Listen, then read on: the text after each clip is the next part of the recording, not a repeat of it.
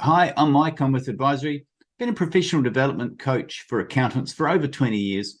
And there's kind of three main things that I see as a hurdle for firms that are trying to get into advisory services. The first one is they fail to get real clarity around what the outcomes are from their advisory journey.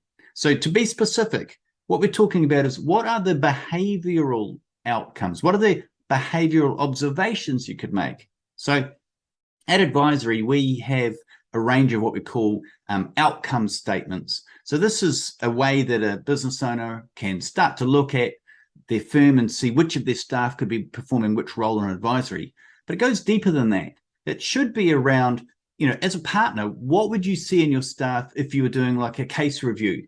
What type of critical thinking, what type of questions, what type of challenging, what type of contribution would you see in your staff if their capability in advisory is improving? What would you expect to see in terms of the nature of work they take on, the fees they pull in, the way they engage with clients? So getting really clear on what success looks like is the essential first component. Most firms miss it, run into a whole lot of sort of tasks that they want to chase without getting real clarity on what will success look like. That's the first part. The next step, and they're kind of interrelated, is around calculating logistics. So it's as simple as, well, if you're doing this, then who's doing that?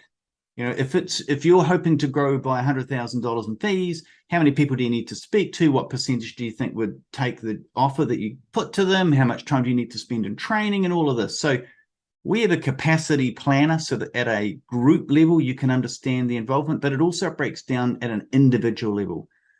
Failure to calculate these logistics ultimately means that you get unrealistic business targets, you get natural disappointment when things don't come to fruition, and the thing kind of deflates.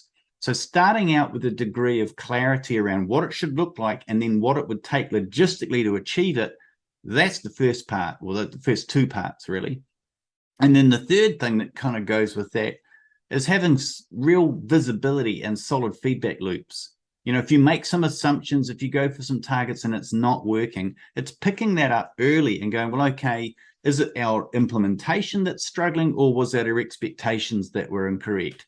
And what could we test? What could we do different? My old boss used to say to me, progress, not perfection. And that's a critical piece, but seeing progress, seeing change, seeing implementation, that's essential.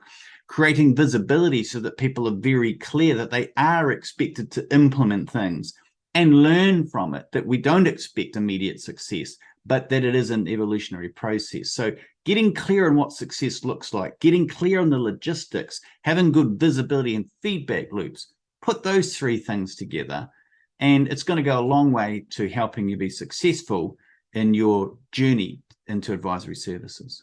Thanks for watching.